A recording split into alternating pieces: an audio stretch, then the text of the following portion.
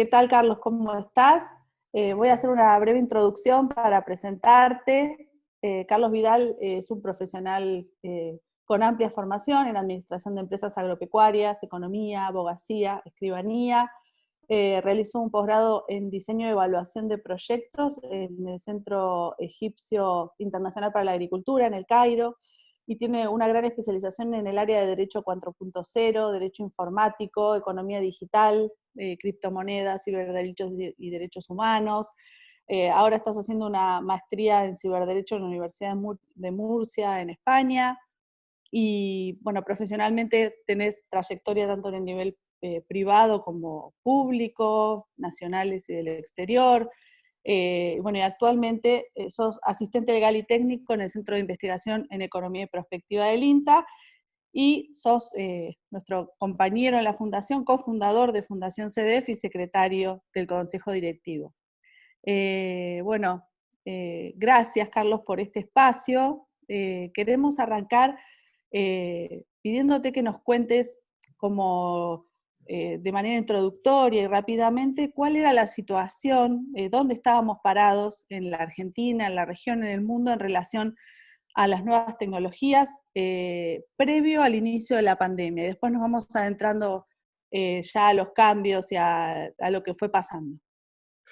Hola Mariana, bueno, en primer lugar muchísimas gracias a toda la organización por la convocatoria, un placer. Bueno, respecto de tu pregunta, mirá, nosotros estamos viviendo un momento trascendente en el mundo, que allí por el 2009 se lo denominó la Revolución 4.0 a partir de un proyecto del gobierno alemán, para posicionar a todo su sector empresarial en estos temas.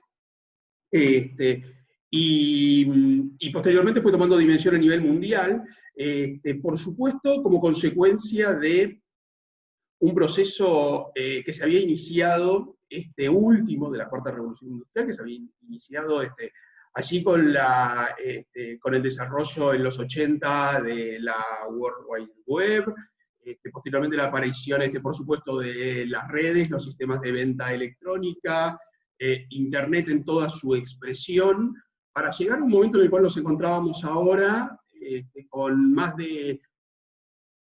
en un mundo de 7.000 millones de habitantes, con más de 4.000 millones conectados a Internet, 5.000 millones de habitantes que ya utilizan telefonía celular, de los cuales el 60-70% son teléfonos inteligentes, lo que hemos conocido como smartphones, a partir de, especialmente, si bien el smartphone es un poquito previo, pero a partir de la salida de iPhone, en su momento, allá por el 2007, esto se comienza a manifestar con mayor dinamismo. Y por otro lado, una revolución que primero es muy transversal a todos los sectores. Allí en algún momento en el Foro Económico Mundial se habló de una convergencia de las ciencias físicas, digitales y biológicas para poder definirla de alguna manera. Y por otro lado, por una característica muy particular, que es la fuerte exponencialidad que han tenido todos los cambios que se han desarrollado. Digo, solamente por dar algunos pequeños, pero digo, si nosotros nos posicionamos en América Latina y pensamos en cómo se desarrolló la tecnología, para que tengas una idea, el 25% de la población de los Estados Unidos tuvo energía eléctrica en los años 30. El 60%, perdón, no el 25%, el 60% tuvo energía eléctrica en los años 30. América Latina, para tener energía eléctrica, necesitó llegar a la década del 80 para tener el 60% de su población con este servicio. Con la telefonía pasó algo similar.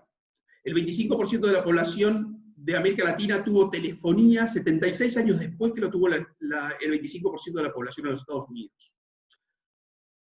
Pero Internet tardó 9 años en llegar. Y la telefonía inteligente tardó muy poco tiempo. Y hoy, conseguir inclusive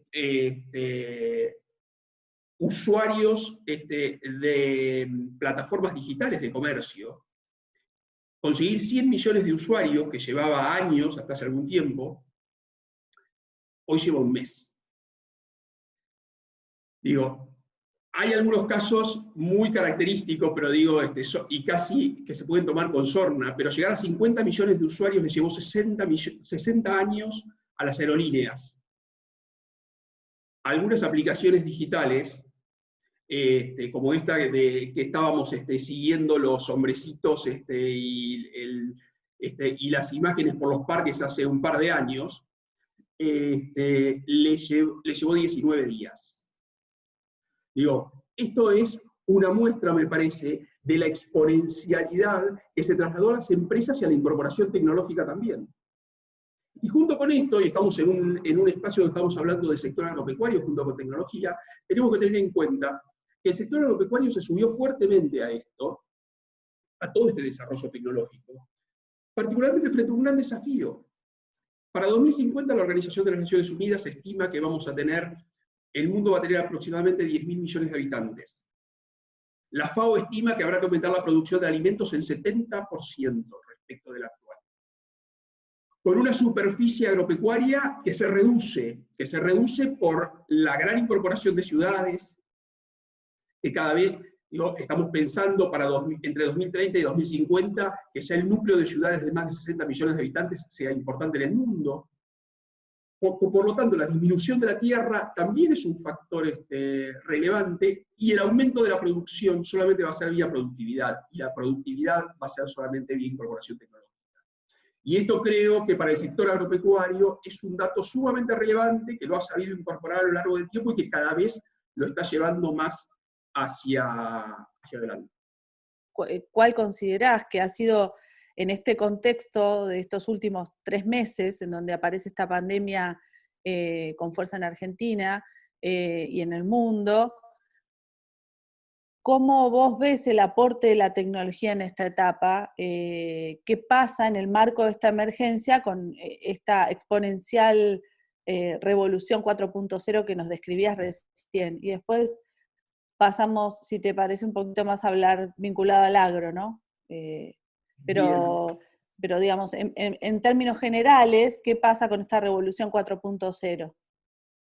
Bien. Mira, yo creo que nos ha encontrado esta situación tan compleja que estamos viviendo en este momento, de todas maneras nos ha encontrado con un desarrollo y un nivel de desarrollo tecnológico a nivel mundial que nos ha permitido enfrentar en condiciones inéditas, diría yo, un proceso de estas características. Es cierto, y lo podemos tomar dimensión de los grandes inconvenientes que tenemos en todo el mundo, y que se agudizan mucho, por supuesto, en América Latina, respecto de la pobreza, el desempleo y demás, pero de todas maneras la tecnología ha ayudado mucho. En primer lugar, ha ayudado a la disponibilidad de datos y la información. Nosotros, en Argentina, creo que somos un ejemplo de ello, de haber contado con información en tiempo y demás, nos ha permitido llevar adelante políticas de prevención y demás sumamente importantes. Pero luego, la utilización de especialmente plataformas digitales en la educación, en el sistema financiero y en el sistema de comercio, el e-commerce en sí mismo, ha tomado una dimensión sumamente relevante en este momento. Ya lo tenía, digamos, por supuesto, que ya lo tenía, pero fue cada vez más en estos meses posicionándose y creciendo.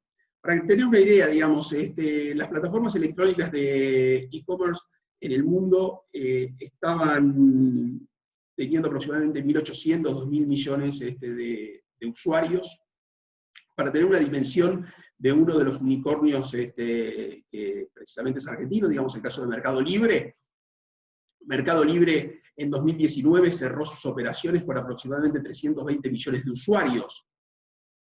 Pero también es cierto que en Argentina, durante este proceso de desarrollo de la pandemia y, por otro lado, de incremento del consumo online y demás, sumó más de 1.700.000 nuevos usuarios a su plataforma. Tengamos en cuenta que Mercado Libre, para tomar dimensiones de todos los que nos están escuchando, ha llegado a comercializar más de 300 millones de artículos en un solo año en esta plataforma. El Ministerio de Desarrollo Productivo, por poner otro caso, con su plataforma de asistencia digital a pymes, sumó más de 40.000 usuarios en una semana. La tienda Nube en Argentina aumentó 75% la cantidad de ventas, solo en alimentos, por supuesto, en alguna semana inicial, subió más del 370%. Situaciones similares se han desarrollado en otros países del mundo, por supuesto. España, Italia, que han sido casos extremos en todo este proceso del COVID-19, lo han mostrado abiertamente también a través del crecimiento significativo del consumo online. Y creo que esto habla a las claras de cómo estábamos posicionados en este tipo de desarrollos y cómo rápidamente pudimos incorporarlos. Lo cual también no es un tema menor, porque fueron incorporados para cuestiones comerciales y además también fueron incorporadas a estas plataformas, y hay que tenerlo muy en cuenta, para la prevención del COVID. En algunos casos, por supuesto, podemos hablar más adelante, pero con inquietudes y con preguntas que nos han empezado a surgir a todos a partir de esto, que son las famosas aplicaciones para el control de las personas, para la distancia y demás. Como sucede en Argentina, ha sucedido en todos los países del mundo. Estas plataformas, por supuesto, que requieren algunos datos de información personal y de datos personales, que hay veces que no estamos acostumbrados o dispuestos a entregar. Yo, de todas maneras, en esto le diría también a muchas personas que nunca, cuando abrimos una plataforma de red social, preguntamos o leemos todas las condiciones y características que tiene esta plataforma, y finalmente estamos entregando mucha información, y esto creo que lo vivimos a diario, cuando por un lado consultamos un dato y después en una red social que tenemos nos comienzan a aparecer estos mismos datos, nos empieza a aparecer información sobre eso que consultamos, con lo cual es un tema muy sensible, y creo que repetí varias veces la palabra dato, pero quiero que quede muy bien grabada esa palabra, porque todo este proceso de transformación es un proceso de utilización de datos. No solamente en el marco del COVID, sino en todos los marcos que se está dando esta revolución digital, particularmente la digital, está basada en datos, en información, en intercambios de información, y para esto, por supuesto, hay fuertes debates respecto de cómo llevarlo adelante, cómo manejarlos y demás. Seguimos en un ratito con esto de los datos personales, que me parece muy interesante, en especial porque te he escuchado muchas veces decir que los productores agropecuarios, además de alimentos, producen datos. Pero antes, no quiero dejar pasar, vos mencionaste la convergencia de las tecnologías digitales, físicas, biológicas. ¿Cuáles te parece a vos que en este contexto y de cara al futuro son las tecnologías disruptivas a las que más atención hay que prestarle, ¿no? Que más foco hay que poner? Mira, Mariana, yo creo, por supuesto, que el grupo de tecnologías disponibles hoy, tanto para toda la humanidad como para el sector agropecuario, es muy amplio, pero sí es cierto que hay algunas que hay que mirar con mucha atención, porque son las que van determinando el funcionamiento de las otras. Yo creo que las tecnologías principales en este momento para mirar son la inteligencia artificial, el blockchain, el Internet de las cosas, y la gran red que poco a poco comienza a desarrollarse en el mundo, que es la red de 5G. Nosotros actualmente estamos con redes de 3 y 4G, según las regiones, particularmente en América Latina. Nosotros tenemos en una buena parte del territorio nacional, casi todo, red de 4G. Si bien tenemos problemas de conectividad y demás, limitaciones que luego podemos hablar, pero de todas maneras la red de 4G está, pero la red de 5G, una red con altísima capacidad de sub y descarga de archivos y con una capacidad de latencia muy importante. La latencia es el periodo de reacción, de alguna manera, por decirlo en términos coloquiales, es la capacidad de reacción que tiene la red frente a un determinado instinto. Esto es muy importante en la inteligencia artificial y en el uso de los vehículos no tripulados, por ejemplo, porque tienen que reaccionar con la misma capacidad que reacciona una persona, de la misma manera que esto sucede en el centro del sector agropecuario con los tractores no tripulados, que ya han aparecido en el mercado, que cada vez están apareciendo un poco más, pero que ya se han fabricado. Y después, esta red de 5G de alguna manera es la base para el desarrollo de la Internet de las Cosas. La Internet de las Cosas es la conexión de distintos dispositivos, la posibilidad de conectar distintos dispositivos que precisamente generen datos para la toma de decisiones de distinto tipo, para darnos una dimensión de qué estamos hablando y del volumen. Estamos hablando, cuando hablamos de Internet de las Cosas, hoy tenemos que tener en cuenta que el mundo tiene interconectados aproximadamente entre 8 y 10.000 millones de dispositivos, de todo tipo, desde celulares hasta dispositivos que tenemos en nuestras casas, dispositivos que tenemos en nuestros campos, para formar esta gran base de Big Data que tanto se menciona. Pero ese nivel de 8 o 10.000 millones de dispositivos, se espera que para los próximos 10 años llegue a los 50.000 millones, con una capacidad de reacción muy, muy grande para la generación, el intercambio y el análisis de información. Con lo que esto implica, por supuesto para el sector agropecuario, todo lo que tiene que ver con sensorización, con automatización, con la toma de datos en tiempo real, y por supuesto todo esto enmarcado en algo de lo cual no hablamos, pero es una de las fuentes también de esto, que es el iCloud, la nube. La famosa nube en la cual los datos son depositados para su posterior análisis. 5G es un sistema que todavía que tiene una velocidad de descarga de 20 GB por segundo, una velocidad de subida de 10 GB, una latencia de 4 microsegundos para tomar acción, con lo cual supera ampliamente a 4G.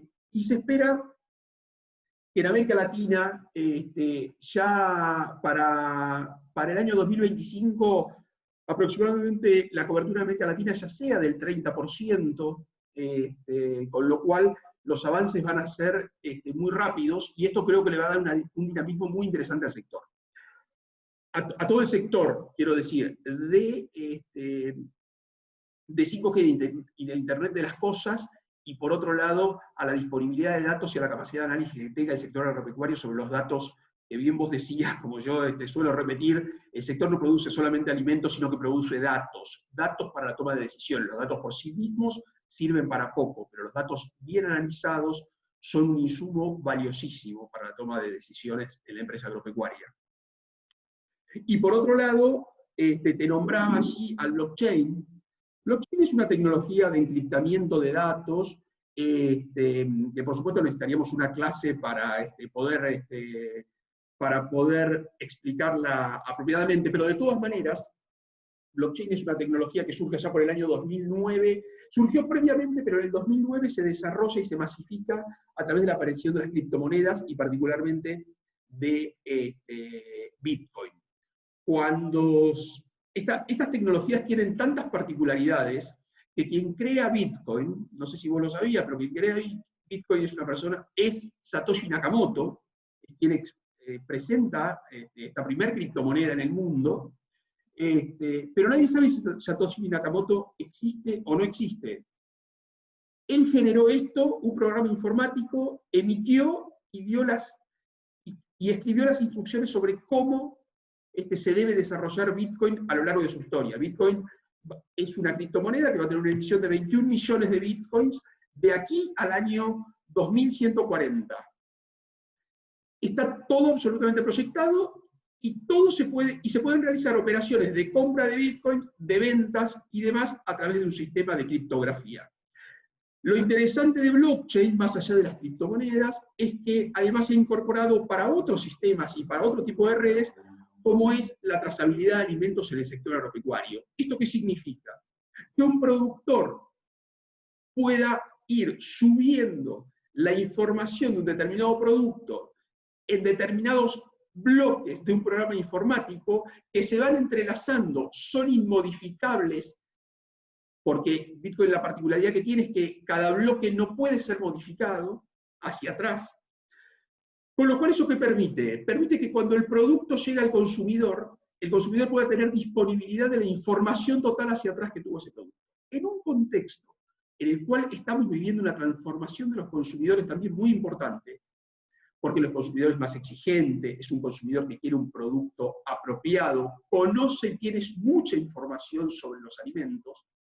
Entonces, ese consumidor podrá agarrar su teléfono, ir al supermercado, marcar el código QR y automáticamente saber hasta cuándo nació, si en el caso que fuera un animal, o cuándo se cosechó, en el caso que fuera un fruto, el producto que está por consumir, y toda la cadena de comercialización y toda la cadena de procesos y de conservas que tuvo a lo largo de toda su vida ese producto. Esto es sumamente interesante, por supuesto que se ha desarrollado en muchísimos sectores y se está ampliando cada vez más. El sector de la logística es un sector que viene a transformarse, seguramente con el blockchain. Los puertos europeos más importantes, como Rotterdam y demás, están utilizando mucho las empresas de blockchain para asegurar el control de las mercaderías. Creo que en procesos como el que estamos viviendo, en el cual la seguridad de los productos que consumimos es importante, va a dinamizar también esto.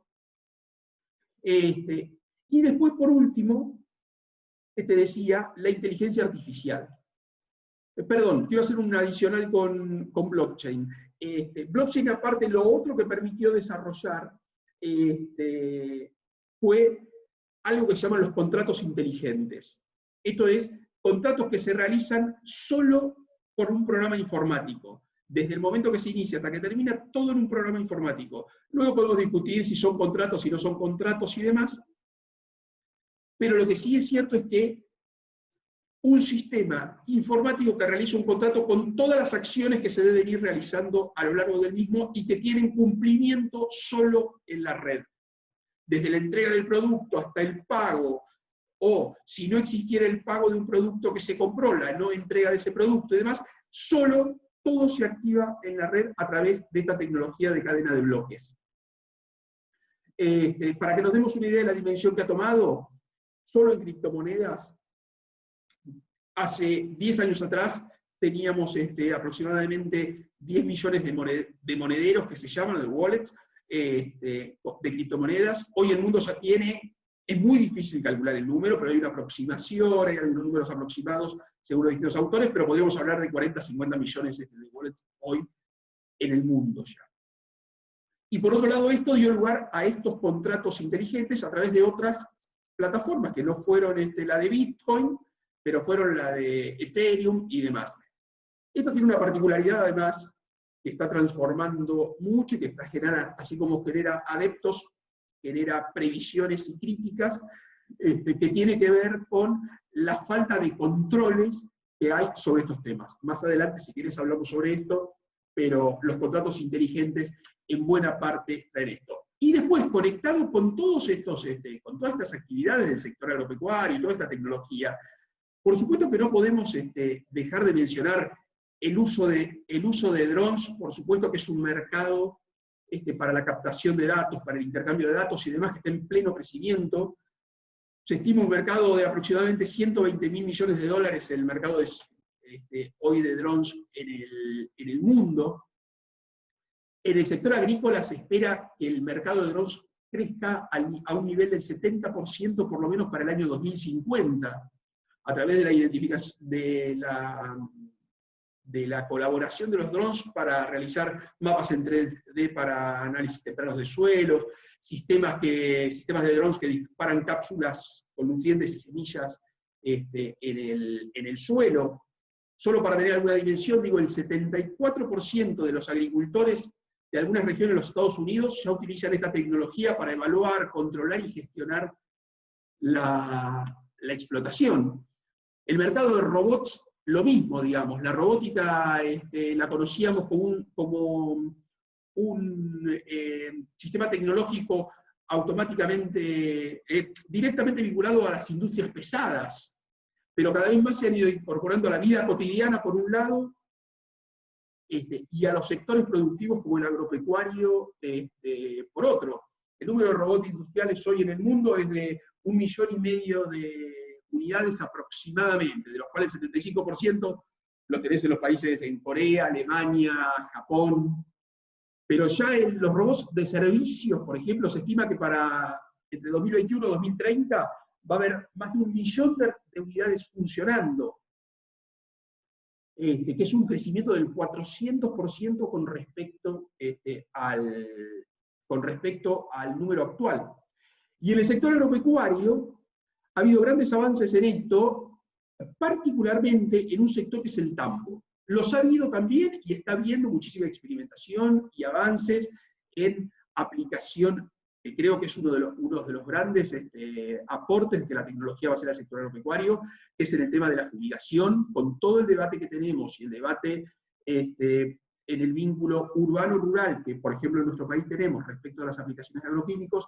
Creo que la robótica, la inteligencia artificial, definiendo los lugares específicos en los cuales se tienen que aplicar agroquímicos y demás, creo que nos van a llevar a una dinámica también de acercamiento entre sectores y de mejoramiento de las condiciones y del impacto ambiental que esto tiene, que cada vez cobra más relevancia en el mundo. Para que tengamos una pequeña dimensión, digo, hoy deberíamos tener en cuenta que se estima que en los próximos años va a haber aproximadamente ya 30.000 robots en el mundo trabajando en actividades agropecuarias de manera directa. Y después, no quiero extenderme mucho, pero digo, después por supuesto que deberíamos analizar, y cuando vemos tecnología, la impresión 3 y 4D de alimentos, que pueden significar un cambio trascendente en el mundo, y ni que hablar, por supuesto, y con respecto a la impresión 4D, inclusive con materiales, tenemos que tener en cuenta, la 3D es aditiva, ya hoy por hoy hay pruebas hasta de imprimir pechugas de pollo en el mundo, con una impresora, pero además la impresión 4D, particularmente, que es un punto avanzado en todo esto, que permite utilizar materiales especiales y diseños digitales para generar objetos capaces de cambiar su forma y adaptarse al medio. Esto significa, si algo se deteriora por el frío, el mismo material puede regenerarlo y permitirle continuar en movimiento. Esto es un dato sustancialmente importante para la maquinaria. Y después, por supuesto, el desarrollo biotecnológico, y quiero cerrar con esto para no extenderme más, pero el desarrollo biotecnológico por otro lado. Todo lo que es la agricultura celular, tanto la carne sintética como la carne artificial, comienza a tomar dimensiones en el mercado también. Y hace algunos años, y contigo Mariana hemos compartido amplios espacios de debate sobre esto, y la Fundación CEDEF también ha hecho sus estudios sobre este tema, pero tenemos que tener muy en cuenta que hasta hace unos años, cuando nosotros digo, la Fundación CEDEF comenzó a hablar del tema de la carne sintética y la carne artificial, parecía algo del futuro. Y sin embargo, en diciembre del 2019 ya recibimos la noticia de que Beyond Meat comenzaba, una productora de carne de este tipo de Estados Unidos, propiedad solo a título informativo, pero de Bill Gates y de Leonardo DiCaprio, comenzaban a comercializar esta carne ya en algunas redes aquí en Argentina. Y esta semana fue noticia inclusive que la carne sintética aumentó 14% su venta en Estados Unidos, la carne de Beyond Meat, la carne artificial de Beyond Meat, a partir de los problemas que Estados Unidos está teniendo hoy con la pandemia, por los empleados de frigoríficos que no pueden estar realizando matanzas. Hay un gran, sabemos, hay un gran problema vinculado con la industria frigorífica en los Estados Unidos. Nosotros aquí en Argentina, afortunadamente, hasta ahora hemos podido seguir comercializando carne e industrializándola. Estados Unidos ha tenido un grave problema con esto. Y la carne sintética ha aumentado, de Beyond Meat ha aumentado el 14% sus ventas. Digo, como para tener una dimensión de que los pensamos como temas de largo plazo, pero cada vez se nos acercan más. Yo pensaba mientras vos hablabas de esto y lo que mencionabas más temprano de la velocidad en la que estos cambios se incorporaron a la producción, a la sociedad, a la vida cotidiana, en comparación a los tiempos que llevaban los cambios en otro momento. Pensaba todo el tiempo en algo que también hablamos mucho en la Fundación CEDEF, que es el tema de la conectividad y la infraestructura. Cómo esta pandemia pone en evidencia algo que hace muchos años que lo planteamos como una necesidad, no solo en términos de acceder a usar estas tecnologías y a producir, por ejemplo, incorporándose a una red de blockchain, sino también a lo que implica la educación, al desarrollo de la comunidad rural a partir de contar con conectividad, ¿no? Que es un problema que se hace cada vez más urgente en Argentina. Bueno, no sé si tenés alguna reflexión al respecto, pero pensaba todo el tiempo que las llaves para entrar a este mundo, a los mercados de este mundo, son llaves cada vez más digitales, ¿no? Desde los contratos que planteabas hasta certificaciones. Bueno, cómo la necesidad de la conexión en las áreas rurales y de manera equitativa territorialmente resulta una urgencia en nuestro país. Sí, coincido totalmente, Mariana. Yo creo que el gran desafío de la política pública en la Argentina, si bien seguramente cuando finalice este periodo que estamos viviendo tan complicado, las demandas van a ser muy amplias, muy profundas, desde los distintos sectores, porque la verdad que la situación, ayer estaba participando en una conferencia donde se hablaba de solo en América Latina entre 10 y 15 millones de desocupados con posterioridad a la pandemia y demás. Pero de todas maneras creo que las políticas públicas orientadas a la infraestructura van a tener que avanzar rápidamente en la cobertura de las redes, en el diseño, en el armado y en la cobertura de las redes digitales. Yo recién hablaba del 4G y del 5G.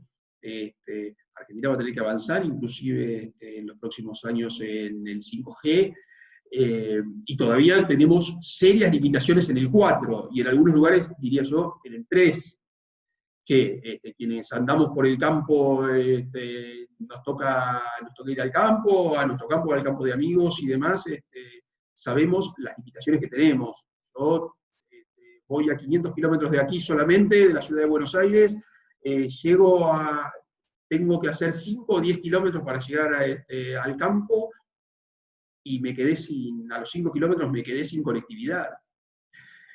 Con lo cual vamos a tener que avanzar, estamos atrás en esto. El índice de conectividad mundial, por lo menos DigiLead allí ha hecho alguna estadística, inclusive estamos atrás de muchos países de América Latina.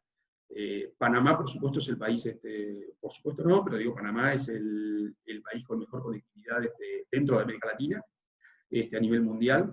Pero luego, por supuesto, Brasil está en el lugar 57, Chile también está en lugares parecidos, Argentina, en el último informe, por lo menos al que he tenido acceso, se encuentra en el número 102. Con lo cual, allí hay desafíos muy importantes. Se han hecho inversiones importantes, no hay que dejar tampoco de reconocer esto, las propias empresas privadas también lo han hecho, pero falta mucho y la llegada, nosotros estamos, yo creo que además, y recojo mucho lo que decís respecto no solamente de las actividades productivas, sino también del sistema de la educación. Tenemos un desafío muy grande allí, porque nosotros, como lo hemos repetido muchas veces, y contigo también, somos analógicos educando a digitales, o criando a digitales. Y esto lo tenemos que democratizar a todos los digitales, o a todos los potenciales digitales. Y la única posibilidad de democratizar esto va a ser a través de un buen acceso a sistemas de conectividad, porque si no va a ser muy difícil. Las estimaciones en el mundo dicen que el 65% de los chicos que están estudiando en el mundo van a tener trabajos que hoy todavía no se conocen. Con lo cual, ese tipo de desafíos son los que me parece que nos van a... ese tipo de cuestiones son las que nos imponen desafíos muy fuertes con respecto al tema de conectividad. Y coincido plenamente en que Argentina tiene que avanzar y rápidamente en esto. Para terminar, no quiero dejar de tratar el tema de protección de datos del que hablaste en alguno de los momentos de esta charla, y preguntarte cómo estamos en relación a estas problemáticas en Argentina con este rol que surge de las nuevas tecnologías, ¿no? Sí, Mariana, ahora me pongo un abogado. No, mira, la verdad que yo creo que este fenómeno, esta crisis que se ha dado, si algo ha hecho es acelerar tiempos de desarrollo tecnológico, acelerar tiempos de incorporación y de comprensión de lo que significa la tecnología y lo que significa el uso de datos. En este sentido, por supuesto que uno de los grandes puntos de discusión y de análisis del mundo hoy es el de los datos personales. Yo, en realidad, para entender esto, hay que tener un poco en qué mundo vivimos en paralelo, porque esto que estamos hablando de redes es una vida casi paralelo. Yo te comentaba en algún momento que hay un autor que escribió un libro que se llama Neuromante, en los años 80, y que allí definió el ciberespacio como una realidad percibida por los sentidos de personas situadas en cualquier lugar del mundo. Y esa fue una gran definición que se ha utilizado, y quienes seguimos estudiando luego ciberderecho y este tipo de cuestiones, siempre aparece recogida esa definición. Porque en realidad lo que hace es definir el mundo, un mundo virtual y sin fronteras físicas que existe hoy, y que es precisamente el ciberespacio, donde circulan todos esos miles de millones de datos, y que no sabemos bien a dónde van, porque porque no existe el espacio que conocimos siempre. Lo que sí existe es el tiempo, pero no existe el espacio, entonces se generan anarquías normativas importantes en esto. Y entonces, en función de esto, han empezado a surgir por supuesto, a lo largo del tiempo, algunas preocupaciones por la forma de utilizarse los datos. El derecho internacional privado, particularmente, tiene grandes dificultades frente a cualquier acción que se pueda realizar contra el uso de datos personales de una persona, porque nosotros cargamos hoy datos aquí o damos el OK a una plataforma para que utilice los datos, pero no sabemos ni dónde está localizada, no sabemos frente a qué derecho nos exponemos. En términos generales, no hemos leído, como decía creo que al principio, nadie ha leído las condiciones. Yo le propondría a alguno que leyeran las condiciones en las cuales, las condiciones que establecen de uso de datos personales las redes sociales y demás, para que se sorprenderían.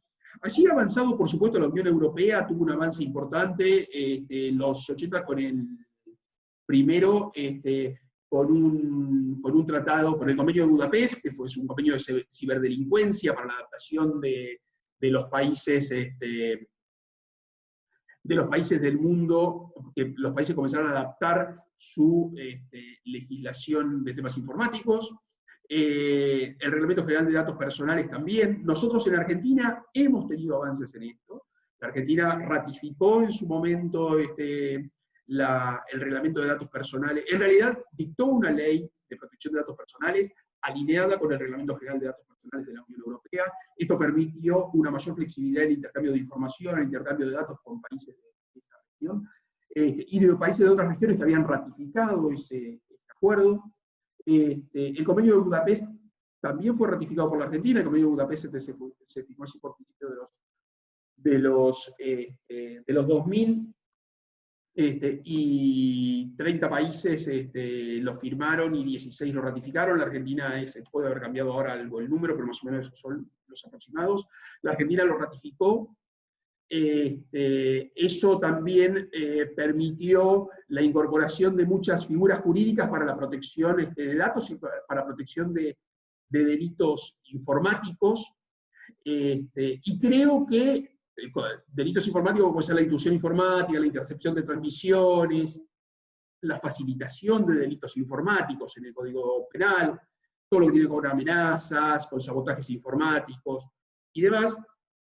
Pero lo interesante me parece que es que el gran debate que tenemos hacia adelante, no solamente en Argentina, sino a nivel regional inclusive, con todo este desarrollo de las plataformas que vinimos hablando hasta ahora, de la tecnología y de la generación de datos que están produciendo sectores como el agropecuario, es cómo se utiliza no solamente el dato personal, sino también cómo se van a utilizar los datos no personales y cuáles van a poder ser las defensas que pueda tener quien considere que ha sido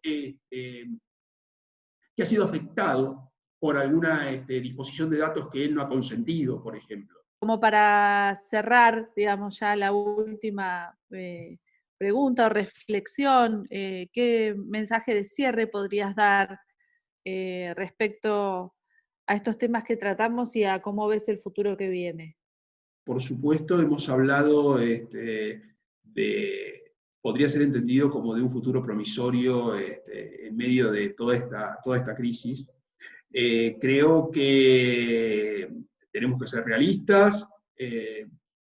El mundo va a continuar, el sector agropecuario va a tener muchos desafíos hacia adelante. Todo lo que tiene que ver con producción de alimentos y demás, lo va a tener. Y como lo decía al inicio también, la sostenibilidad, la sustentabilidad, no solamente productiva, sino también ambiental de todo esto va a tener que estar muy sustentada en la tecnología. Esto, tanto la producción como los consumidores creo que lo van a exigir, además. Así que por ese lado creo que tenemos que seguir adelante trabajando en estas cuestiones. Fue interesante la charla porque no solamente analizamos los cambios que están dando, sino también estos desafíos que tenemos desde la conectividad, las políticas públicas y las cuestiones jurídicas que muchas veces cuando las analizamos cuando analizamos muchos de estos temas las dejamos de lado. Así que por ese lado me parece, te agradezco mucho la conversación. Creo que tenemos un fuerte desafío desde lo empresarial, desde lo profesional y desde lo personal, por el momento que estamos viviendo. Es un momento de hacer aportes en todos estos debates y hacia adelante. Entonces, para cerrar, te diría, yo hace algunos años, varios años, cuando era muy joven y empezaba a dar algunas charlas y demás, recuerdo que cerraba mis charlas con un anagrama chino, que luego lo he visto replicado en muchas charlas, pero que unía dos palabras para definir la crisis, que eran el peligro y la oportunidad. Luego lo dejé de usar porque en realidad hubo algunas discusiones respecto de si realmente esa palabra significa, ese anagrama en chino significa o no lo que se expresaba, pero de todas maneras Creo que las palabras en español son interesantes.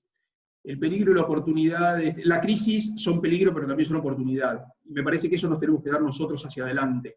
Tenemos que generar debate, tenemos que trabajar, tenemos que pensar, los que estamos más vinculados al sector público, pensar en cómo continuamos con respecto a esto. Así que la verdad que me parece que estos espacios son sumamente interesantes, estos intercambios, espero que los podamos continuar, pero siempre de forma propositiva.